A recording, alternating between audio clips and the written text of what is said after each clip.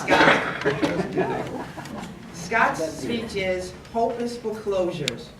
This past Tuesday, voter turnout for the midterms was at its highest in 104 years. Our first speaker, Scott Hollenbeck, is here to reflect on his thoughts and feelings about this Tuesday's election. This speech is number 6 from the Competent Communicator Manual, Vocal Variety, 5 to 7 minutes. Hope for Closures. Please welcome Scott.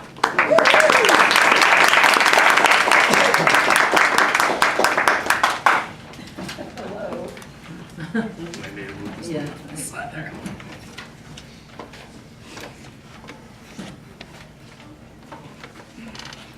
I would describe my political upbringing as quite typical. My mom was a true blue Democrat. My dad is a solid Fox News watching Republican. It birthed me. I would describe myself as a 1980s moderate Republican. There's certain things that I believe in. That the main cornerstone of my beliefs would probably be around the fact that the more money that you take out of the government's hands and put into the public, the better the economy will be. And that we should be fiscally responsible with regards to our government. But today's Republican Party doesn't quite reflect those things. And while I consider the Republican Party home, I haven't been home since 2000 when I voted for Bush the first time, and since then I've been voting Democrat along the line since then. This is because I've seen the priorities of the Republican Party move more towards giving tax cuts to the 1%, and worse, cozy up to the worst among us, to racists and to bigotry and hatred, like things that we haven't seen in a while.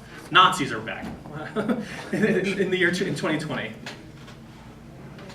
So today I'm going to be giving you my perspective on my thoughts and feelings on the midterms from this past Tuesday, from the perspective of an NPR listening, Prius driving, gun adverse, liberal Yankee from the north. So please just take this as my opinion. I will try to be respectful to everybody's beliefs.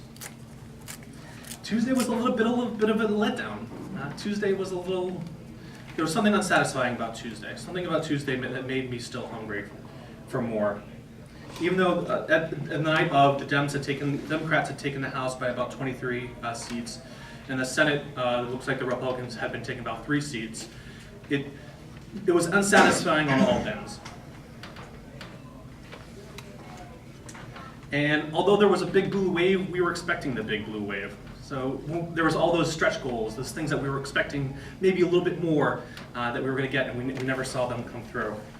Even the next day, late night comedians, where most of it, like the Democrats are going to get their news, and also just to get a laugh every once in a while, had a feeling of, hey, buck up, that was pretty good, and I could feel it around the nation. People weren't incredibly excited. It wasn't 2008 Obama taking the White House. It was, okay, so that happens.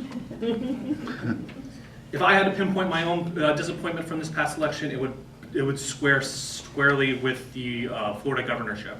Andrew Gillum, who was going up against, again, what I thought was the worst in the Republican Party, a man who kind of cozied up to racists and bigotry, Rob DeSantis. If anybody had seen that clip from the news, I'm sure you'd seen it, where he said that, I don't believe that Rob DeSantis is a racist, I just believe that racists believe Rob DeSantis is a racist. And I thought that kind of summed up exactly how I felt about where the Republican Party had been headed.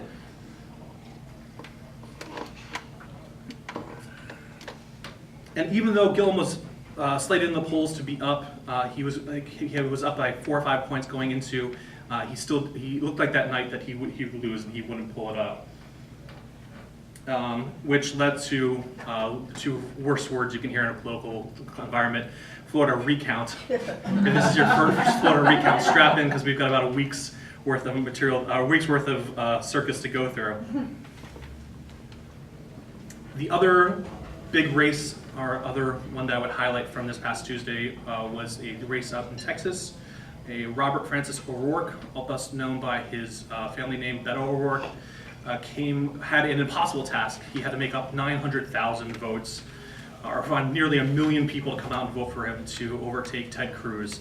And he came up short. He came about 200,000 votes short. And it was disappointing to me, but I imagine it was also disappointing to a lot of Republicans. Ted Cruz is not known to be the most liked person in Congress. Famously, Lindsey Graham once said that if someone shot Ted Cruz on the floor of the Congress in front of everybody, you wouldn't be able to find anybody to convict him. And my personal favorite was Al Franken, who once said, "I like Ted Cruz a lot more than my colleagues like Ted Cruz, and I hate Ted Cruz." Even George W. Bush, who everyone would want to grab a beer with, famously said that he just did not disdain Ted Cruz, did not like Ted Cruz. And for those of you that were upset about Beto not making it, I'm sure we're going to see him again.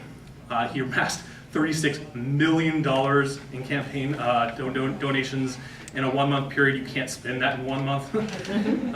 And it broke many records. If anybody's a big person in history, they'll know that last time that there was a senator who lost and then went on to go be elected president 2 years later, the last time that happened was Abraham Lincoln. So it's not unheard of that you could lose your Senate race and then 2 years later turn around and be at the presidency. In fact, I would put my money on Beto. Don't count him out. He's a punk rocker. He's also a skateboarder.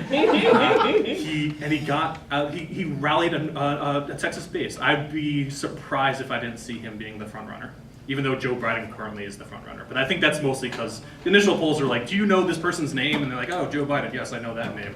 So we're at that stage right now, even though, like I said, the 2020 election has kicked off. And the spoils of the wins from the Democrats will become more clear. We have now a check in the House. The gains are actually growing, where we had 23 House seats back in Tuesday. This is now growing to about 40.